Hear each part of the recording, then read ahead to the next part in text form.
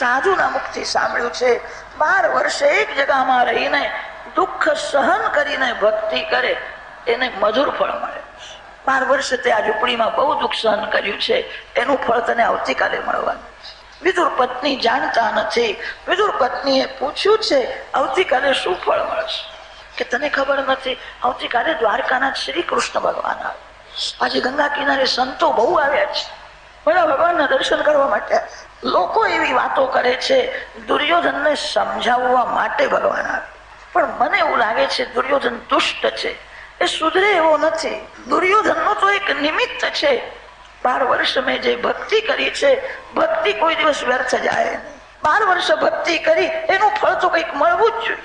મારા ભગવાન મારા માટે આવે, મને દર્શન આપવા માટે આવે, અમારું જીવન સફળ કરવા માટે આવે.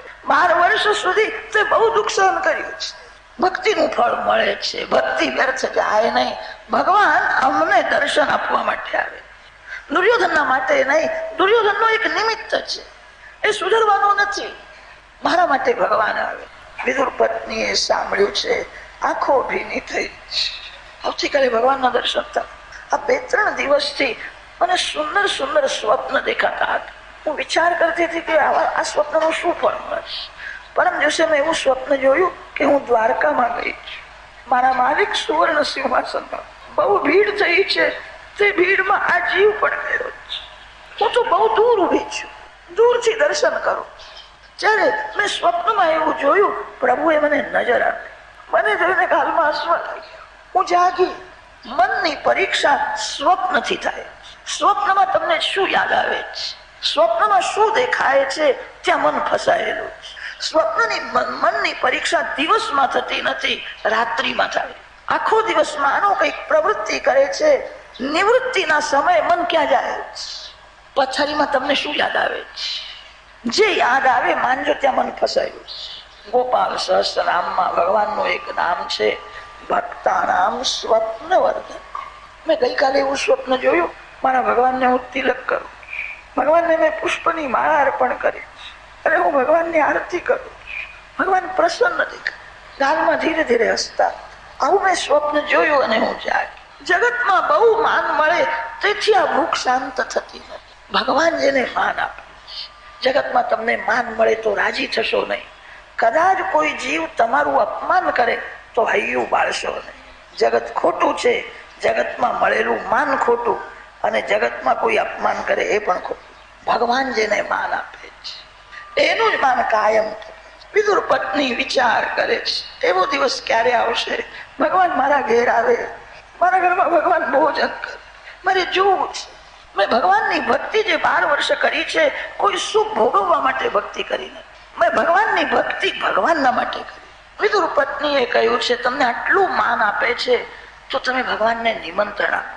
દરબારનું કામ પૂરું થાય કે આ ગરીબના ઘરમાં મારે પ્રભુ પાસે કઈ માંગવું નથી, કોઈ સુખ ભોગવવાની ઈચ્છા નથી. એક ભાવના છે, ભગવાન કેવી રીતે ભોજન કરે છે તે મારે જોવું છે. હું ભાવના તો કરું છું બાલકૃષ્ણ ભોજન કરે છે, પણ ભાવનાથી મને સંતોષ થતો નથી. હવે પ્રત્યક્ષ ભગવાનના દર્શન કરવા. એકવાર ભગવાન મારા ઘરમાં આવે, મારા ઘરમાં ભગવાન ભોજન કરે તો હું જોઈશ, મને બહુ આનંદ. મારે પ્રભુ પાસે કઈ માંગવું નથી, પછી હું સુખેથી મરીશ. મારી વૃદ્ધાવસ્થા છે, હવે આ શરીર બહુ દિવસ નહીં રહે. મારા જીવનનો એક અંતિમ મનોરથ છે એકવાર ભગવાન આવે. મેં ભગવાનની ભક્તિ ભોગ માટે કરી નથી, મેં ભગવાનની ભક્તિ પૈસા માટે કરી નથી, કોઈ સુખ ભોગવવાની ઈચ્છા જ નથી. એકવાર ભગવાન મારા ઘરમાં તમે આમંત્રણ આપો. વિદુરજી વિચાર કરે છે, ભક્તિ જયારે અતિશય વધે છે ત્યારે અભિમાન મરે છે, હૃદય દીન બને છે. એ જ ભક્તિનું ફળ છે. હૃદયમાં દીનતા આવે, અભિમાન મરે. વિદુરજીનો અભિમાન મરી ગયો છે. વિદુરજી વિચાર કરે છે ભગવાનને આમંત્રણ આપવા હું લાયક નથી.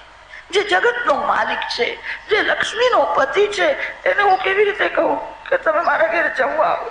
એવું મારાથી બોલાય નહીં. હું આમંત્રણ આપવા લાયક નથી. આમંત્રણ આપવા માટે પણ કઈ લાયકાત તો જોઈએ. વિદુરજીએ કહ્યું છે હું આમંત્રણ આપવા જઉં તો મારા ઉપર તો બહુ પ્રેમ રાખે છે, મને ના તો નહીં પાડે. આવશે મને સંકોચ થાય. હું વૈષ્ણવ છું પણ હું દરિદ્રી છું. મારા સુખના માટે પ્રભુને ત્રાસ આપવો નથી.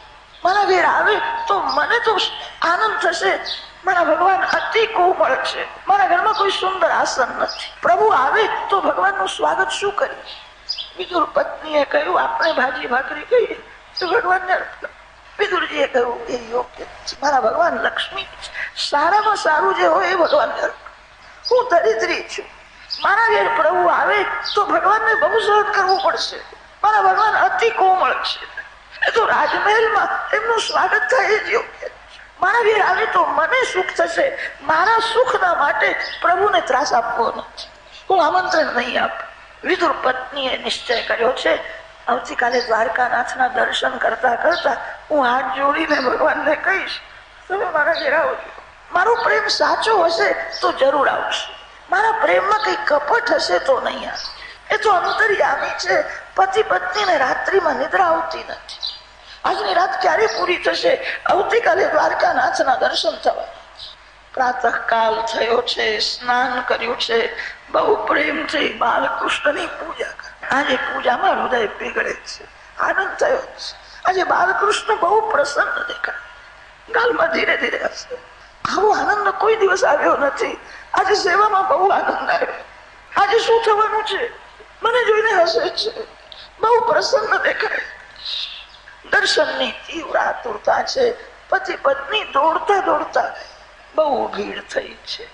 તે ભીડમાં વિદુરજી પત્ની સાથે ઉભા. દૂરથી દ્વારકાનાથનો રથ દેખાય. સોનાનો રથ. 4 ઘોડાઓ છે. દારૂક સારથી છે. ઉદ્ધવ અને સાત્વિકી બે બાજુમાં ઉભા છે. હાથમાં પંખો લઈને સેવા કરે છે. માલિક સિંહાસનમાં બિરાજે છે. દિવ્ય શૃંગાર થયો છે. માલિકની નજર ધરતી જીવને કરેલા પાપના માટે જયારે હૃદયથી પસ્તાવો થાય, જીવ અભિમાન છોડીને જયારે શરણે આવે છે ત્યારે ભગવાન એને નજર આવે. જીવ જ્યાં સુધી અભિમાન છોડતો નથી ત્યાં સુધી પરમાત્મા પણ હું ઈશ્વર છું એ ભૂલતા નથી. હું સર્વથી મોટો છું. ભગવાનની નજર ધરતી. રથમાં વિરાજેલા દ્વારકાનાથના દર્શન આનંદ થયો. મારા ભગવાનનું વૈભવ કેવું છે. મારા ભગવાન લક્ષ્મીના પતિ છે. વિદુર પત્ની વિચાર કરે છે આવું જ એમનું ઐશ્વર્ય છે એ મારા જેવા દરિદ્રીના ઘરમાં આવશે.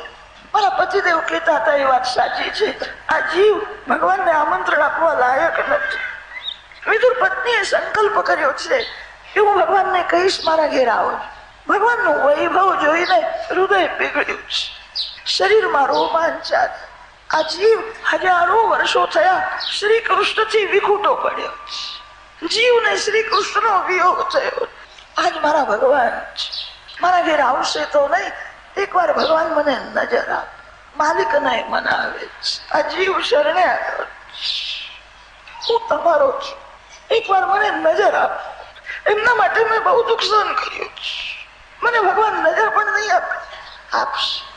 રથારૂઢો ગચ્છન પથિ મિલિત ભૂદેવ પટલૈ સ્તુતિ પ્રાદુર્ભાવમ પ્રતિપદમુપાકર્ણ્ય સદયા દયા સિંધુર્બંધુ સકલ જગતામ સિંધુ સુતયા જગન્નાથ સ્વામી નયન પથગામી ભવતુ વિનાયસ્ય ધ્યાનમ વ્રજતિ પશુતામ સુકરમુખા વિનાયસ્ય જ્ઞાનમ જનિમૃતિ ભયં યાતિ જનતા વિનાયસ્ય સ્મૃત્યા કૃમિશત જનિમ યાતિ સ વિભુ શરણ્યો લોકેશો મમ ભવતુ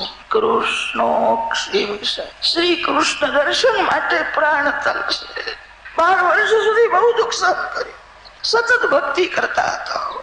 આજ મારી ભક્તિ સફળ થઈ. ભગવાન એકવાર મને નજર આપે તો મને એમ થશે મારા ઘેર આવી ગયા. મને નજર આપે. આ જીવ શરણે આવ્યો છે. કૃપા કરો એકવાર મને નજર આપે. વિદુરજી પત્ની સાથે ઉભા છે અને ત્યાં દ્વારકાનાથનો રથ આવ્યો.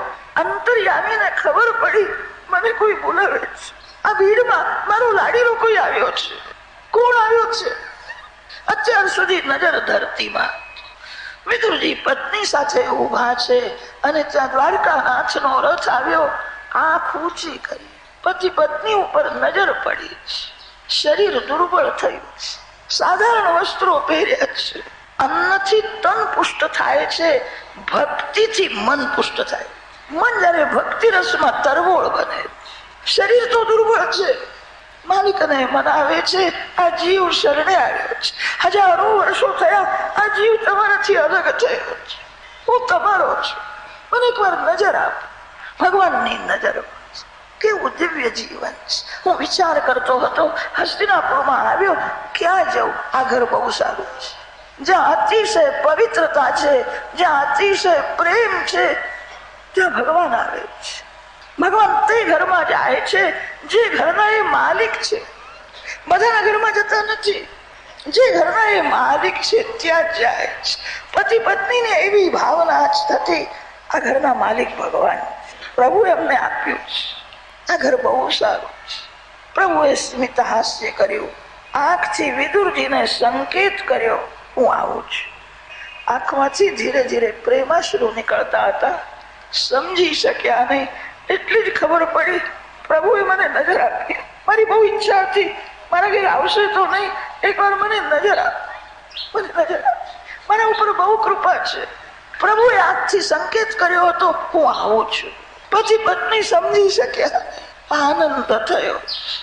ઘેર જા.